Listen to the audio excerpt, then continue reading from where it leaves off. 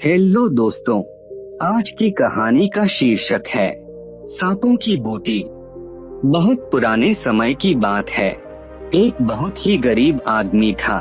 उसको एक ही बेटा था, पर वह अपनी गरीबी के कारण अपने इकलौते बेटे का भी पेट नहीं भर पाता था।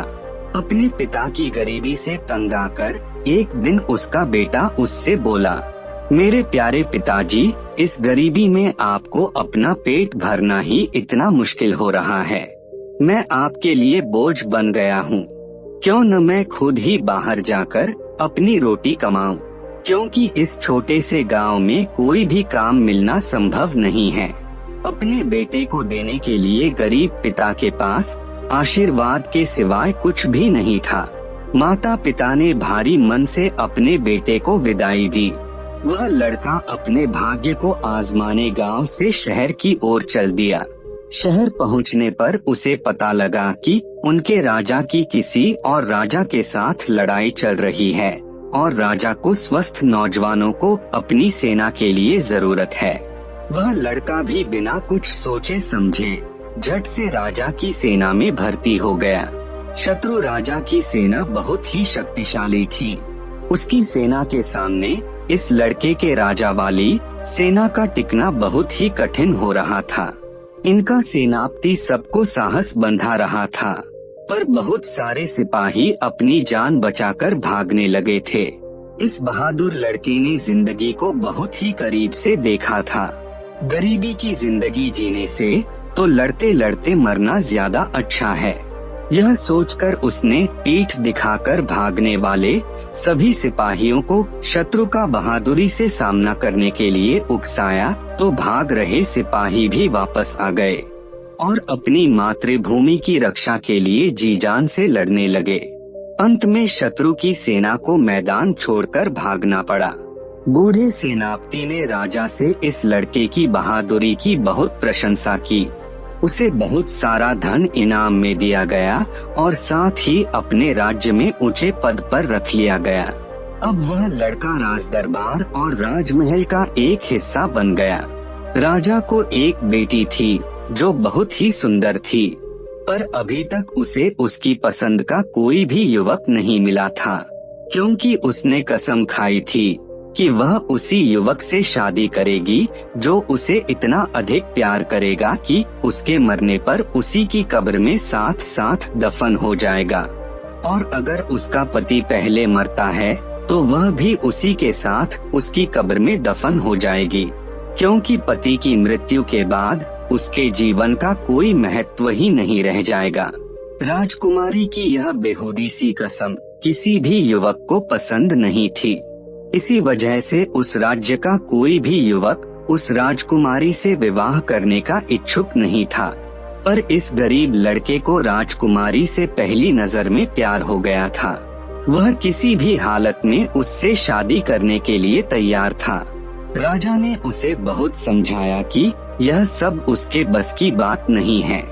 जीते जी किसी और के साथ उसकी कब्र में बंद रहना इतना आसान नहीं है। शादी के लिए हाँ करने से पहले उसे अच्छी तरह सोच विचार कर लेना चाहिए। ऐसा न हो कि बाद में अपना वचन न पूरा कर सके। अगर वह अपना वचन नहीं निभाएगा तो उसे मौत के घाट उतार दिया जाएगा। पर वह लड़का अपनी बात पर डटा रहा। अंत में राजा को अपनी बेटी का विवाह उससे करना पड़ा।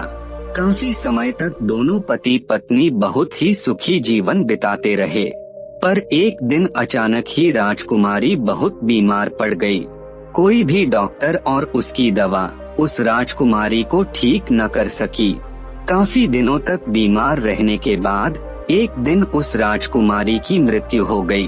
अब तो उस लड़के को अपनी पत्नी के साथ ही उसकी कब्र में तब तक रहना था जब तक वह भूख से मर नहीं जाता। राजा को उस लड़के पर तरस आ गया, तो उसने अपनी बेटी के लिए एक बड़ी सी कब्र बनवाई और इस लड़के के लिए कुछ दिनों का खाना पानी भी उस कब्र में रखवा दिया।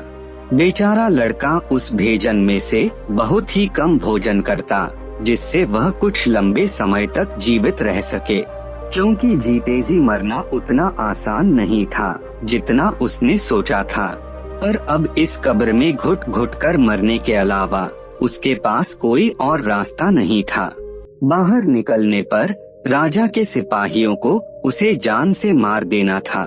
धीरे धीरे उसका भोजन और पानी भी खत्म होने लगा। अब वह अपनी मौत का इंतजार करने लगा। तभी एक दिन उस कब्र में एक बड़ा सांप घुस गया। लड़के ने अपनी तलवार से उसके 3 टुकड़े कर दिए। अगले दिन एक और सांप उस कब्र में घुसा, पर पहले वाले सांप को मरा देखकर एकदम ही वापस चला गया। फिर थोड़ी देर बाद वह सांप अपने मुंह में एक बूटी लेकर फिर कब्र में आया और उस बूटी को मरे हुए सांप के फन व आँखों पर रखा तो वह सांप फिर से जीवित हो गया। उसके देखते देखते दोनों सांप कब्र से गायब हो गए, पर वे अपनी बूटी वहीं छोड़ गए। लड़के ने सोचा कि क्यों न मैं इस बूटी को अपनी पत्नी के मुंह और आँखों पर रखें, शायद वह इससे जिंदा हो जाए। उसने वह बूटी उठाई और अपनी पत्नी के मुंह तथा आँखों पर रख दी। थोड़ी देर बाद उसकी मृतक पत्नी ने आंखें खोल दी और अपने पति को अपने पास देखकर बहुत हैरान हुई। उसके पति ने उसे कब्र से बाहर निकाला। राजकुमारी ने कब्र का दरवाजा खटखटाया तो सिपाहियों ने राजा को इसकी सूचना दी।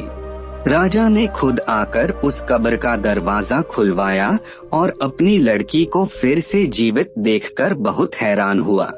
उस लड़के ने सिवाय अपनी विश्वसनीय नौकर के किसी को भी सांपों की बूटी के बारे में नहीं बताया। उसने वह बूटी अपने उस नौकर को संभाल कर रखने के लिए दे दी, यह सोचकर कि कब इस बूटी की जरूरत पड़ जाए। उस विश्वसनीय नौकर ने भी उस बूटी को संभाल कर रख दिया। सांपों की बूटी से उस राजकुमारी की आदतें बहुत बदल गई। अब वह इस लड़के से इतना प्यार नहीं करती थी जितना पहले किया करती थी। अब वह बात बात में उससे झगड़ती थी और खुद को अपने पिता की गद्दी का मालिक समझती थी। एक बार उसने अपने पति के साथ दूर देश की यात्रा की योजना बनाई। राजा ने उसके जहाज को बहुत सारी सुविधाओं से भरकर उन दोनों को रवाना किया। उस जहाज को चलाने वाला कैप्टन उस राजकुमारी को अब अपने पति से अधिक पसंद आया। उसने अपने पति से अपना पीछा छुड़ाने के लिए उस कैप्टन से सहायता मांगी और उसे विश्वास दिलाया कि इसके मरने के बाद जब वह अपने पिता के पास पहुंचेगी तो वह उसी से शादी करेगी। कैप्टन को भी इसमें अपना फायदा नजर आया तो वह इस बात के लिए तैयार हो गया।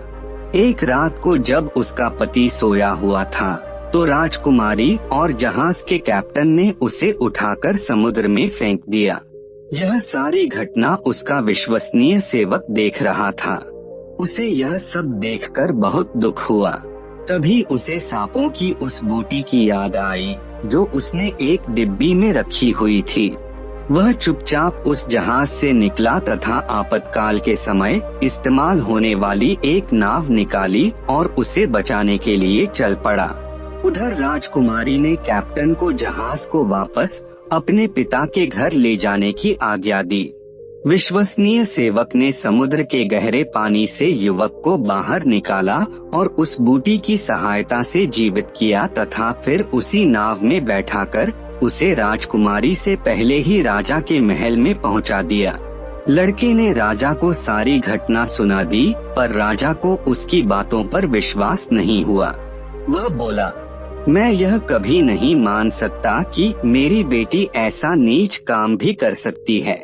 जिस आदमी ने उसके लिए इतने दिन उसकी कब्र में गुजारे और फिर उसकी जान बचाई, वह उसे मारने की बात कैसे सोच सकती है?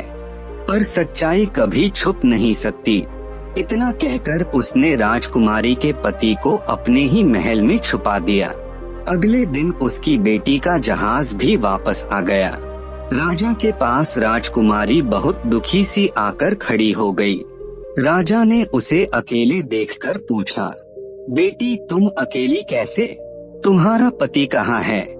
वह दुख से रोती हुई बोली, क्या बतलाऊं पिताजी, रास्ते में मेरे पति की तबीयत बहुत खराब हो गई थी और इलाज के बगैर हम उसे नहीं बचा सके। आज अगर यह जहाज का कैप्टन मेरे साथ नहीं होता तो ईश्वर जाने मेरा क्या हाल होता। राजा अपनी बेटी की झूठी कहानी चुपचाप सुनता रहा। फिर थोड़ी देर बाद उसने उसके पति को दरबार में बुलवाया। अपने पति को देखकर राजकुमारी हैरान रह गई। उसे तो जैसे सांप सूंघ गया।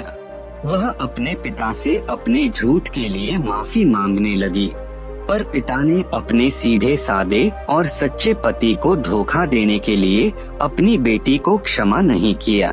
अगर कोई और उसके राज्य में ऐसा काम करता तो वह उसे जान से मरवा डालता, पर वह उसकी अपनी बेटी है, इसलिए उसने उसे एक टूटी हुई नाव में उस कैप्टन के साथ समुद्र में भिजवा दिया।